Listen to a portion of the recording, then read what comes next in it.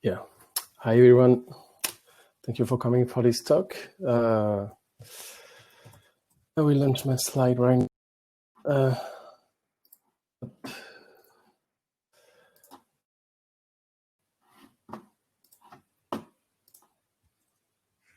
Yeah, welcome to my writing state flow.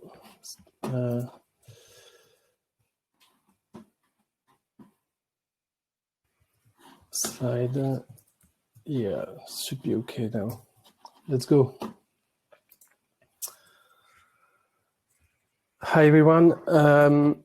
Thank you for coming for this talk about Unidirectional Data Flow. I'm Arnaud Giuliani. I'm a French software developer, mobile developer, and perhaps you know some of my work on a Kotlin open source project, like Coin. I work at BlaBlaCar. I'm very proud to be part of this team, and also I'm working on the BlaBlaLines application. And today we will see some extract of the BlaBlaLine application in some cases. But today I won't speak about dependency injection. I will speak about how we build the application, and hope you got some coffee today because we have lots of things to see. And I will talk about the classical picture of the architecture, as you can see, as the model view presentation layer. And in our daily work, we have in one hand all the business logic and data layers of the stuff. And the other side, we need to prepare the data for the UI then.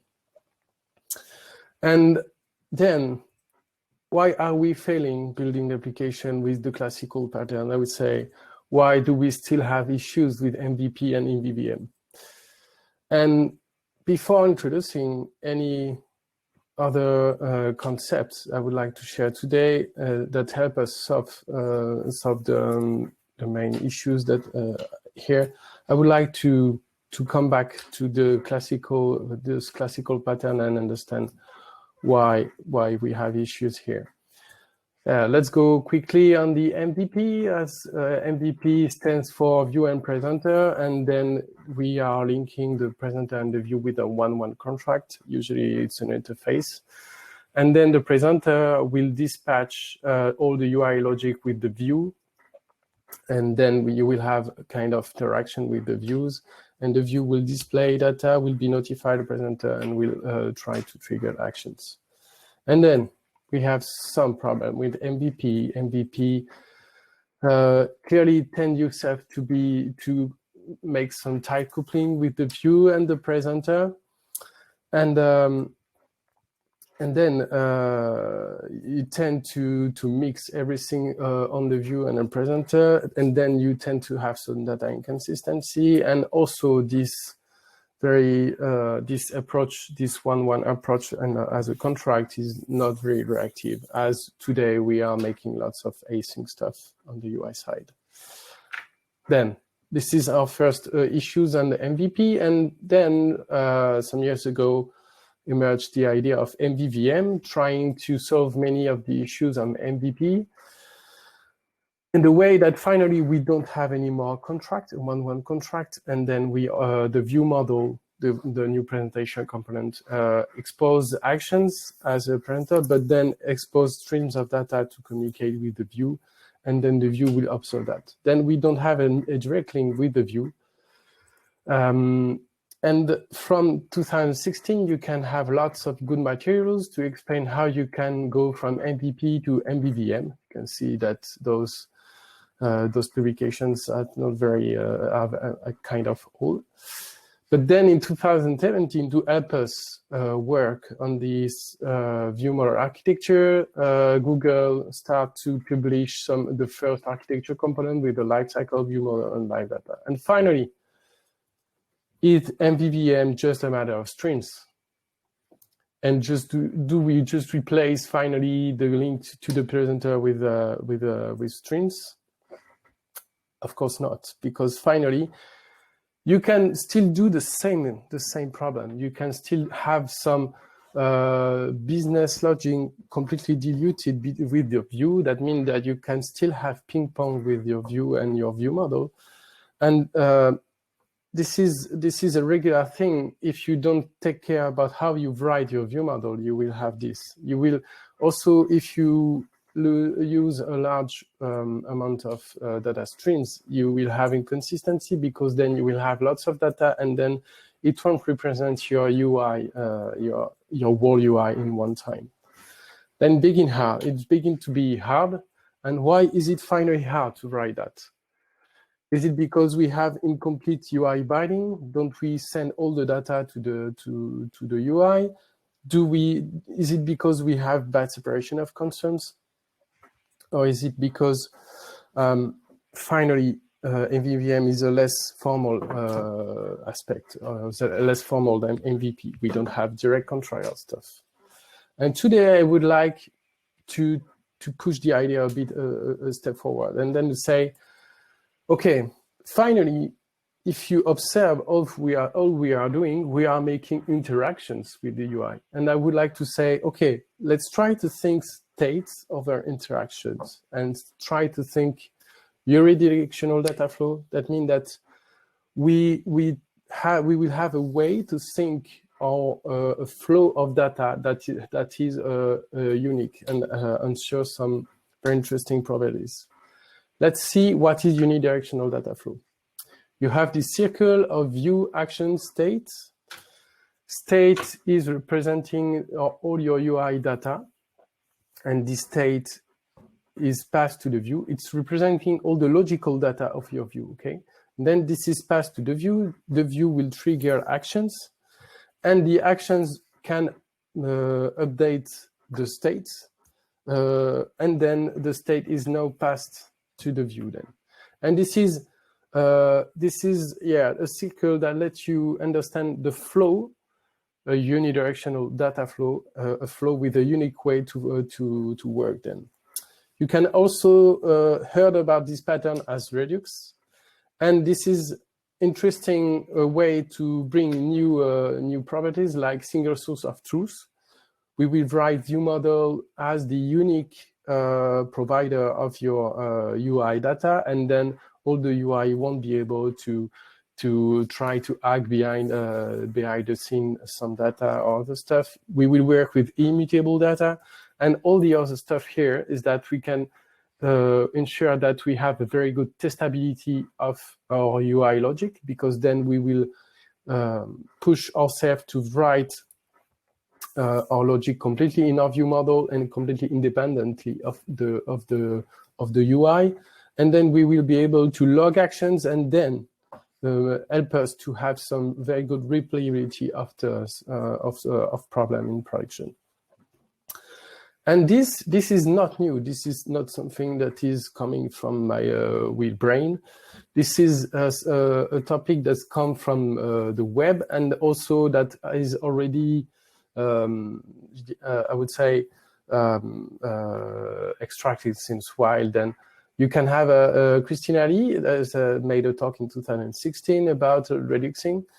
You have an interesting initiative here from Hannes Doffem and MVI that is well known in the Android community also, as it tried to implement this unidirectional data flow. And also you have a very interesting talk about David Gonzalez that you can see from DroidCon Italy, and also another DroidCon session here around Europe. And the main idea is that finally the view and the view model interaction will play with a third component part. Here you have a store and a reducer. That means that finally, if we talk about state action, the view model will use a reducer to finally transform the state, and the store to store the new state, and then notify the stuff here. And finally, all of this approach is very interesting, but then you have to take care about a store, to take care about a reducer, to take care about a dispatcher. And some kind of, this is a lot of things to write. And when I'm looking for interesting solution to implement in my teams, I'm not sure that I can ask people to say, okay, you have one view model class, and then you will have 3 more classes with that, and all the very complex stuff behind that you will have to take care manually.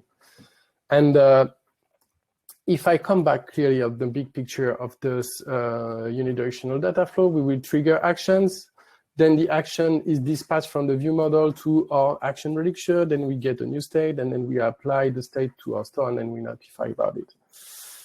And finally, we will do the same if we have an event, something that is not updating the core UI state, and then something that is a side effect.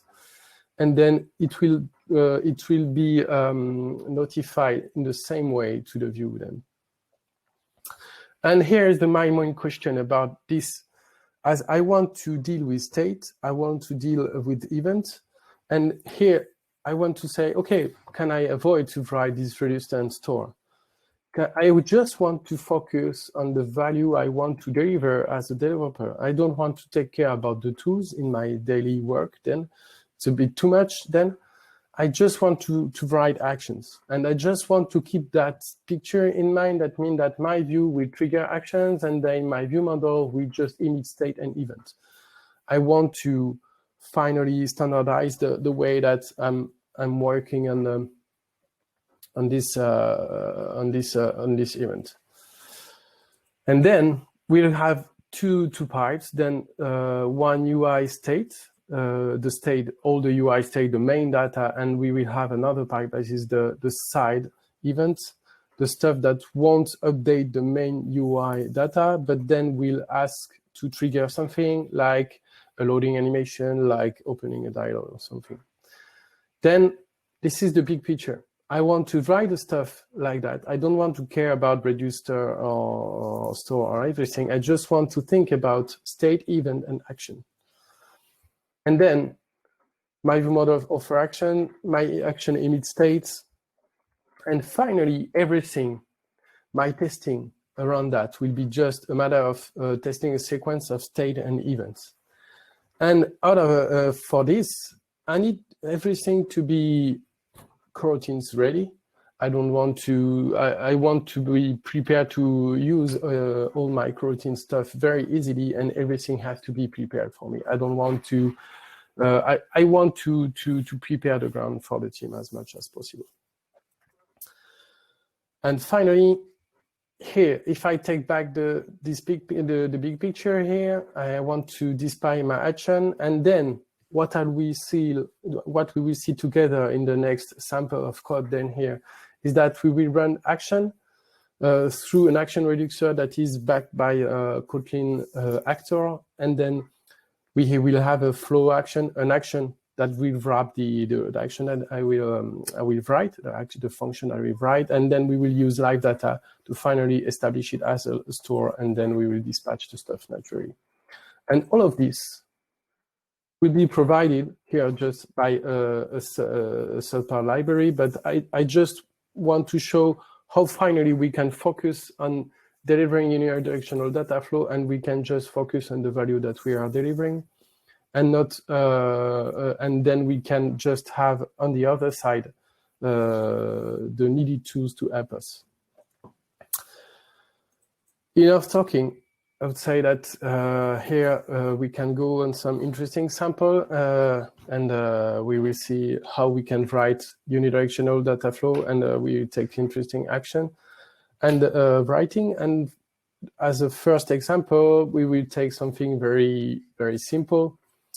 We will take just a screen, almost a static screen that is just taking some of the data. Here is a screen about a weather application, as you may guess.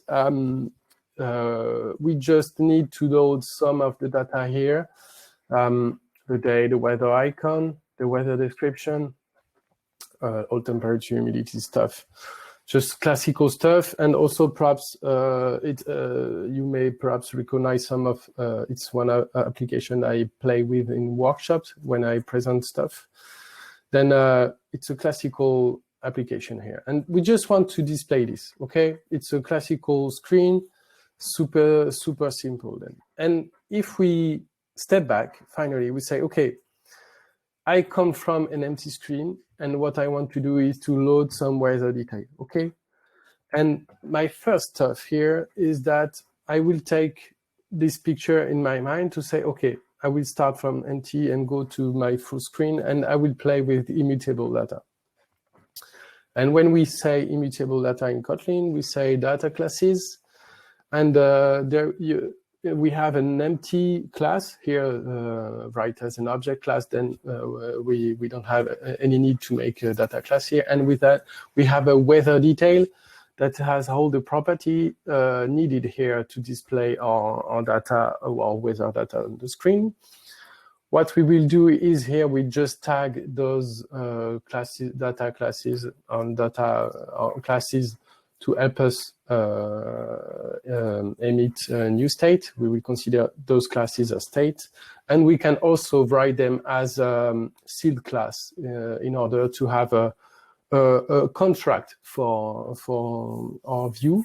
That means that finally our view model we will have this contract to display. That means that we will display an empty state and a weather state. Let's write our view model then, and let's start with some simple stuff. Let's start to write our view model, and we just have a classic one. We extend the view model abstract classes here, and what we do is that we use a constructor injection here to our constructor to have some ID, some business ID, and to have some repository here. Just something classic. And here, I just want to write an action. You will see here. I just want to write one function to display my weather, and that's it.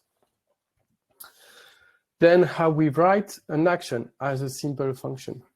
Okay, I don't want to write a reducer. I don't want to write a store or something. As you see here, I want to keep everything super simple. And what I will do first is that I will use a special dedicated unidirectional data flow view model that will help us write actions and emit state and event. And here, finally, what I will able to write is that I can write this. I can say my function equals return an action or something. Okay, this is super simple to write. This is a very simple convention of writing. But finally here, I'm ready to write the essential of the stuff. And from here, I will emit state and event from this block of code here. And also everything here is ready to run on coroutines, and by default we run on the IO dispatchers. And then you can play with, you are in a suspending function here. You can play directly with coroutines. It's launched in IO directly. You don't have to care if you are sending stuff on the main thread, because everything will be done for you. And then we just start in the background IO thread, because I would say that finally 95% of the time we just throw stuff on the IO thread, and then we are making some database request or networking, and then we go back to the stuff. We have here, what is interesting is that an action is done against the current state. That means that the action, my first argument of my lambda here, the action lambda, is that I get the current state. And then I can play with it, I can make checks, and then I know that finally when my action will be run, it will run again the current state, and then I have the current data here. My view model won't have any properties. It won't have any late init or val values more than that. All the data will be done by state, and everything will be described by that, and then I will just play with the state. And then we go, we get our daily forecast data, and here it's a async call to our repository here. This is super straightforward, and then we have a set state function that helps us emit UI state data, and here what we do is that we just map our data, our model data to a UI state, and that's it. You see, I make my call and finally I say set state, and just I can emit my state data. I emitting my weather detail state, but also as a first starting point, I can say that my view model is starting with an empty state. That means that at the creation, at the start of everything, it will emit a first empty state, and then if when an action will be triggered, then it will send a new state here. Okay, then everything is okay. Then we can go with the main an actions function that you see is emitting in 2 lines. Then we can have some problem here as in regular problem of the daily life of the developer here. We can have then a dedicated fail state. We can write it in our contract, and it's just a regular data class that have a message and an exception. And then the idea is that here we will emit a failed state if anything goes wrong. And as in coroutines, finally we just try catch some the block that are causing problems, and then we just have to make this old try catch block and then send state if we have any problem. I would consider that is a bit ugly. Finally, when you come from reactive programming like RxJava, and finally you have to come back to try catch block, it's a bit weird to write this again and say, okay, finally it would be a bit poor to work around case about state and possibilities, and then I have to multiple try catch and stuff. It reminds me very old and very old nightmares. And finally, here the API of the unidirectional data flow here, the action will allow here us to pass 2 lambdas. What we can have is that we can pass the on-action lambda that help us finally work on the current state, and we can have a lambda that handle the current state and the error emitted by my block here. And then this is super very visible, and then I understand that finally, if I have any error in my action block, then I can do something like this. Says state, a failed state here. And then I don't have to make some weird try catch or stuff. I can make very smart error handling here and then emit event if I want here. And finally, we have a strong action here that we have the main action and we have error handling. And then when we have is missing here is finally the UI binding. And we can just take a regular activity. It could be a fragment. What we just need is just a view model.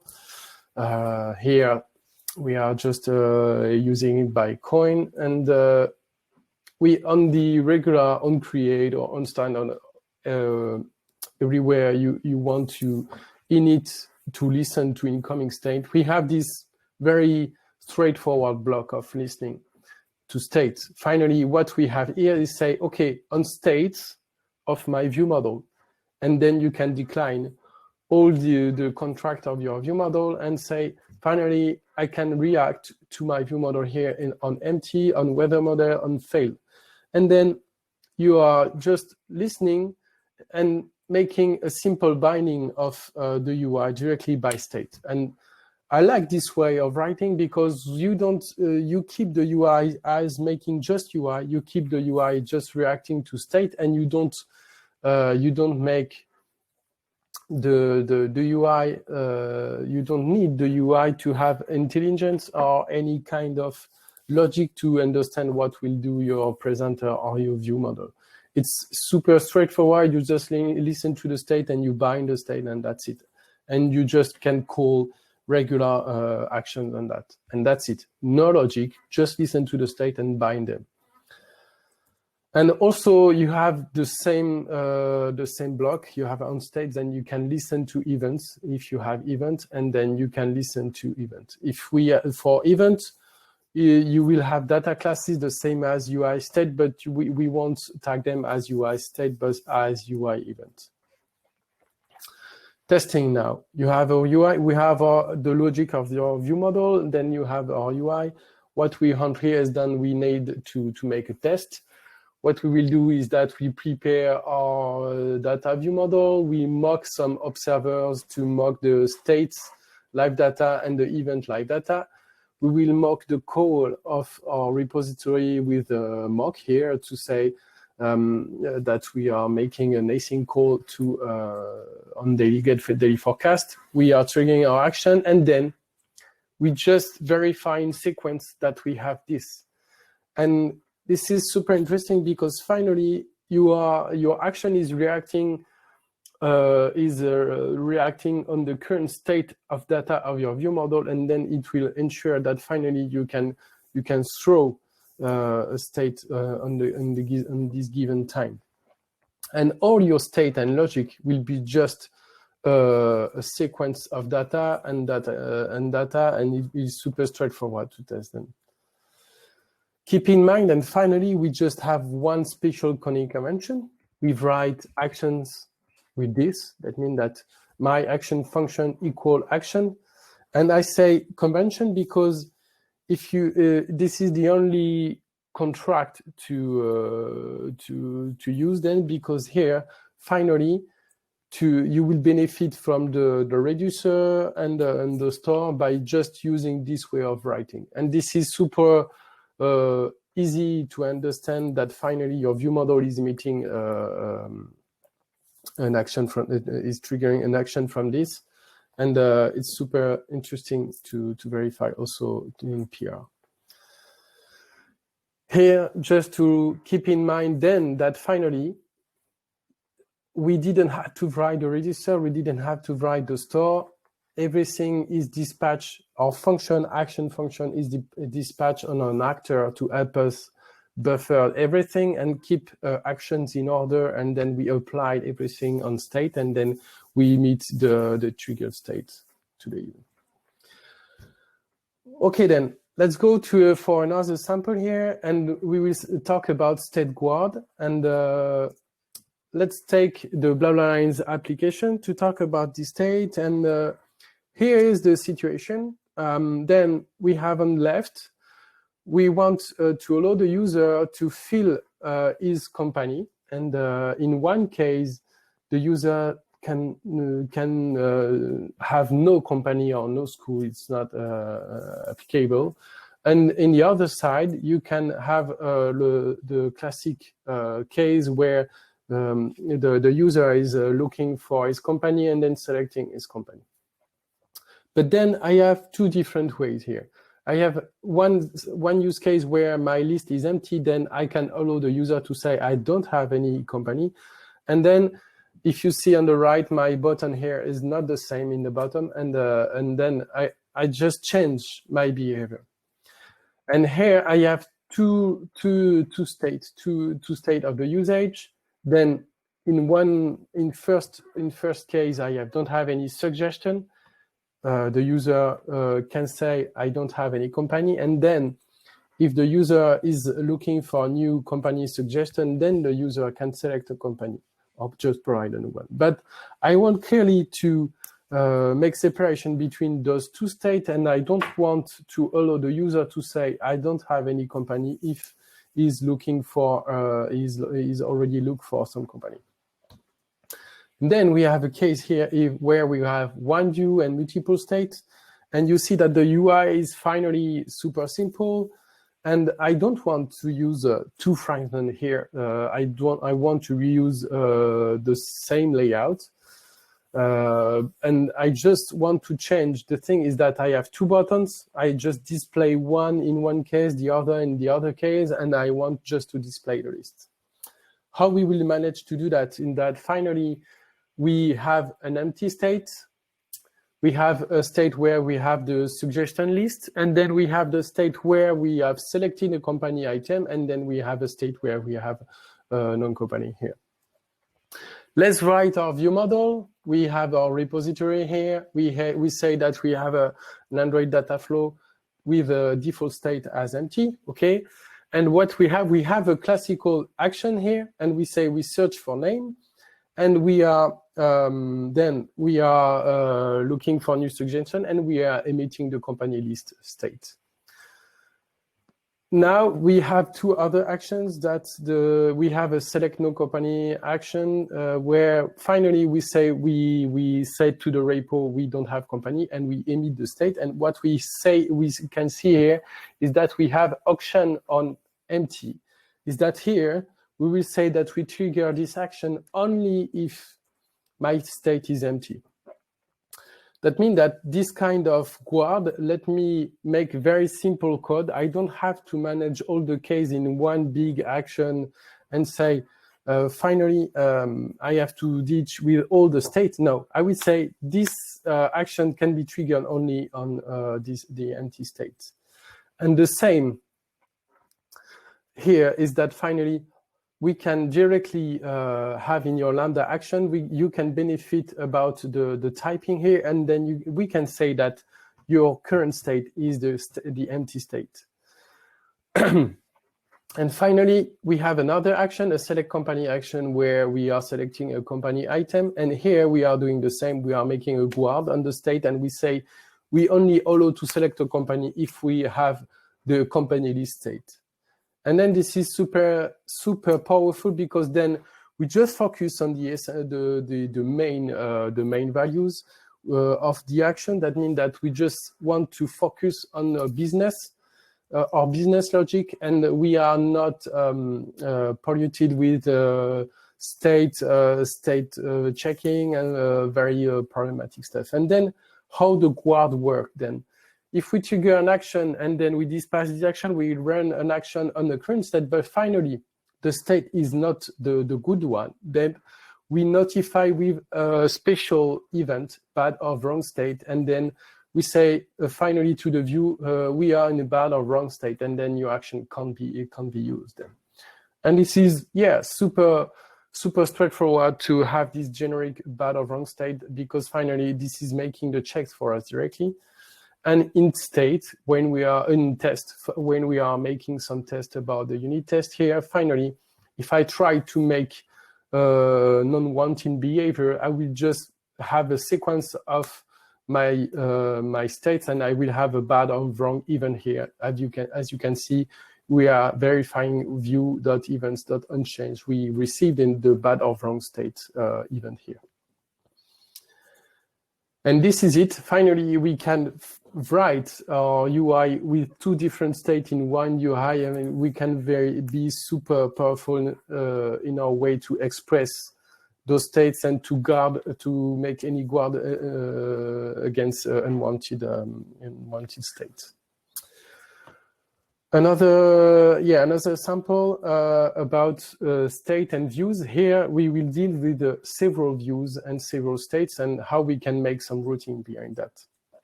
And for this, we will use the power of shared view model instance. As shared view model instance or graph navigation stuff, they hold a view model store owner. That means this is the component that is holding your view model instance.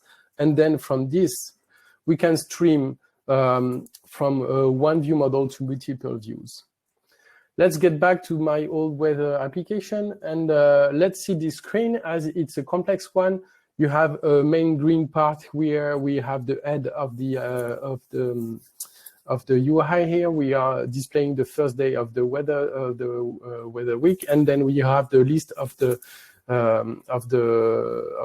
week in the bottom.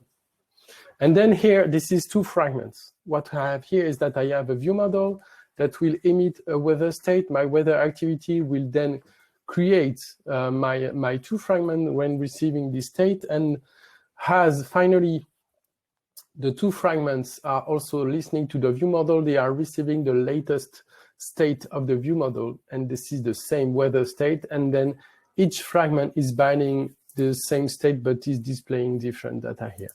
And as you can see, finally, the view model is sending the state to the activity. The activity is routing to finally route to the given fragment, and we don't need to pass any data or argument because finally we are listening to the same view model. And how we can write it? This is super simple. We can just say on states with all the given state, and finally, when we have the weather state, we create the fragment. And then on each fragment, we just listening to one state. the state data, the main one, and then we display the main data.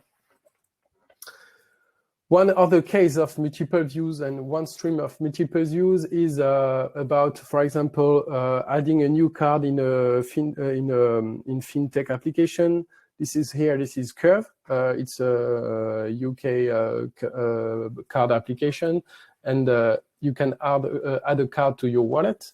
And here is a flow of multiple fragments, and then we will deal all the logic in the view model, and we dispatch the data to the many fragments. And what we have here is that we have a view model that will emit the first state of the flow to our card activity, and then we begin to display the start fragment, and then we have a first screen.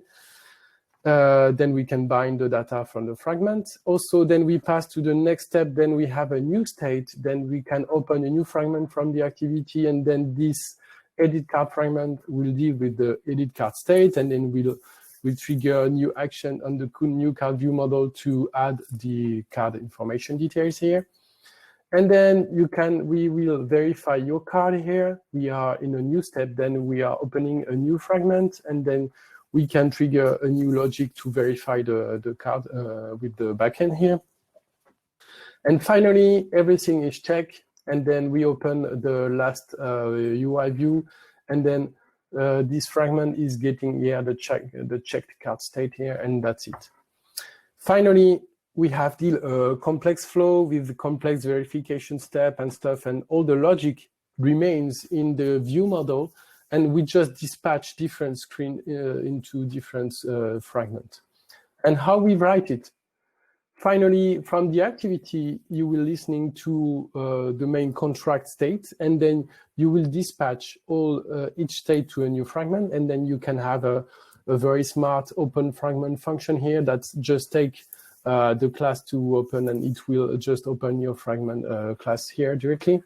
And finally, as the same in the previous example, each fragment will just listening to its state, and will deal with only the binding state of it just need, and we trigger just the small bunch of logic that it needs.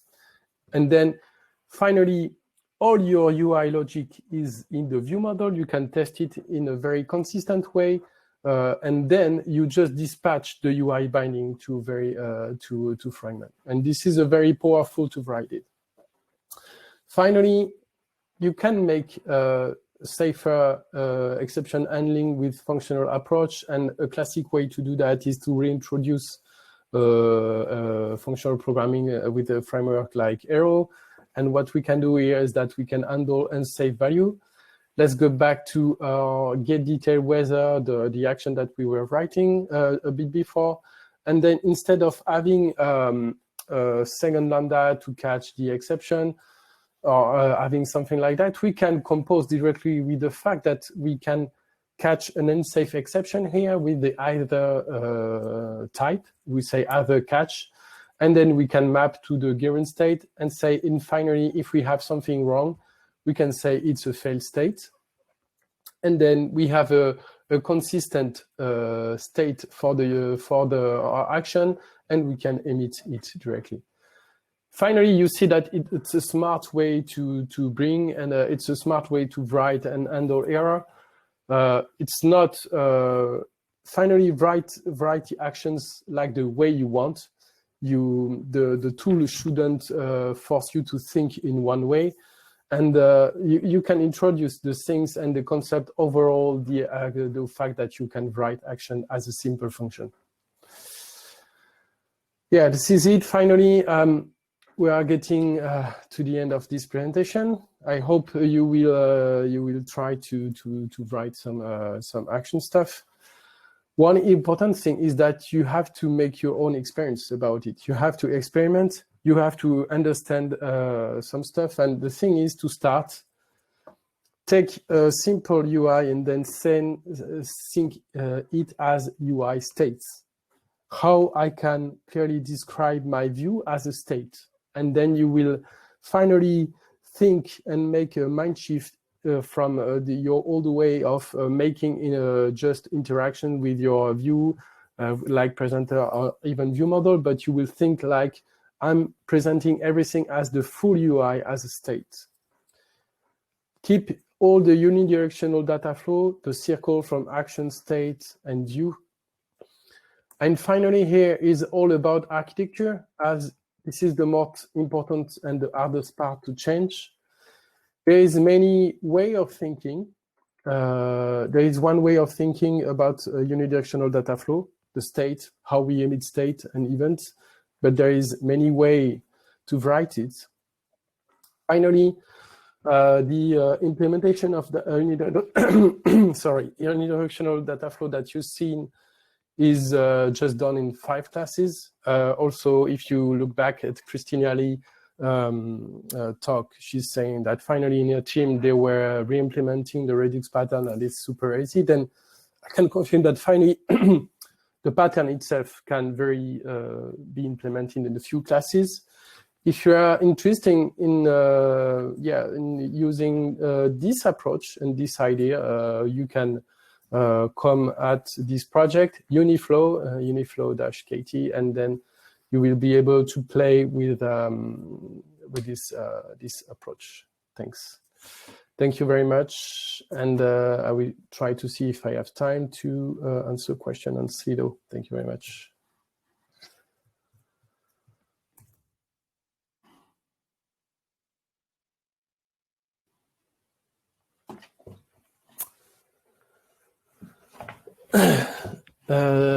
Do we have a question? Do I have time for a question here? I don't know if the admin, do I have time? Yeah, thank you for sending your Uniflow. Yes, okay. I will try to share my screen then directly with this up, the question. Then first one, how do you update part of the UI? Do you diff the state in the view or do you have diff for the part of state? Yeah, this is an interesting case. You can have a special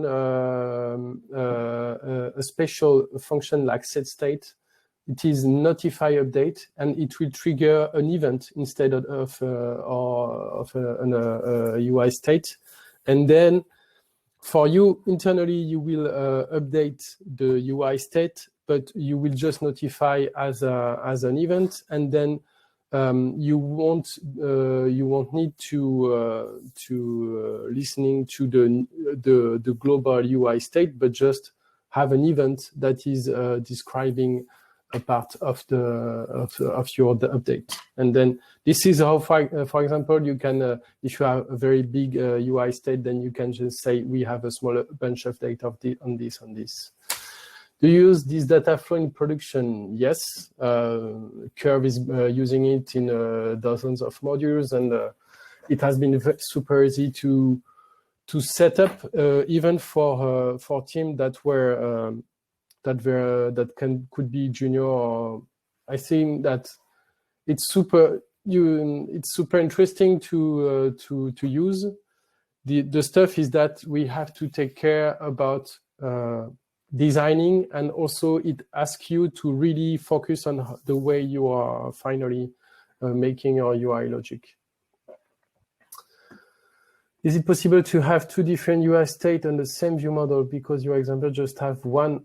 Yes. Does make sense to have more than one UI state on a view model? Yes. As you may see, on a complex example, you can have dozens of states, depend on the complexity of your view model and interaction logic. Finally, up to you to use as much as a UI state as you want. The main idea here is to have a clear separation between state and event, and what do you consider as state and event? State is the main UI of your data, and it remain in memory. And finally, event is something one shot, and you just forget about something. That means that, for example, if you rotate your screen, you just keep the UI state, you won't keep the latest UI event. How do you handle network state? The same, you can have generic state.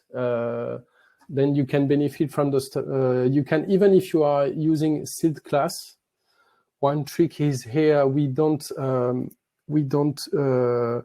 close the when pattern matching that you can listening to the only construct of your view model, the only state. You can have generic state, and then you can have a network failure or a database failure exception, etc., etc. And then you have several strategies to deal with it. Either you have a generic state or generic exception, and then you deal with this in your view model. How do you conserve runtime actions? Searching for more keystroke than previously. Yeah, it's something that we didn't have to do here, but we could cancel it as its coroutine job. Interesting use case, can contribute to Uniflow on that. The other case that you can do is if it's something that you want to be consolable, you can use the view model scope or something that can be, or you can just keep a job on something around here. But what is interesting and can be to highlight here is that finally action has to be super simple. It has to be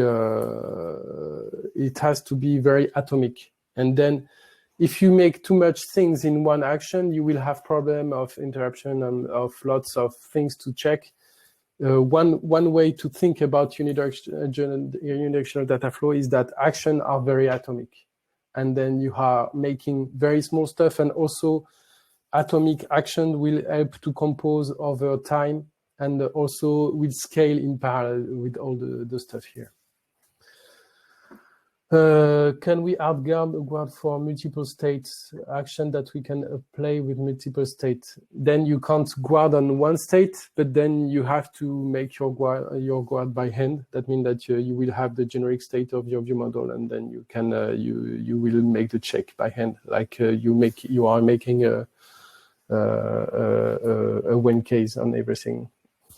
On orientation change, data flow will resend UI. Yes. Should we really do the same for events? No, the event is a special live data stuff. Here we don't pop them on orientation change. Data flow or MVI. MVI bring the same concept, but not with the same idea of writings.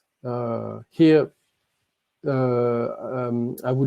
just wanted to share the idea that we want to focus on simple stuff, and I don't want to rewrite store. I don't want to write super complex code about that.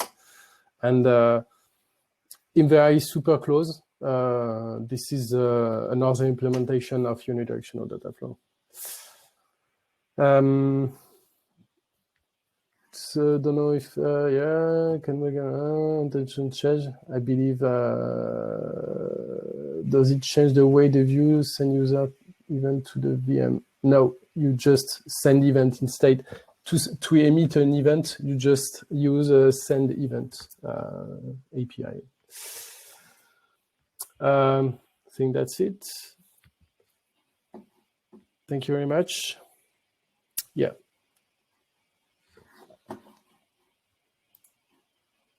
Bye all.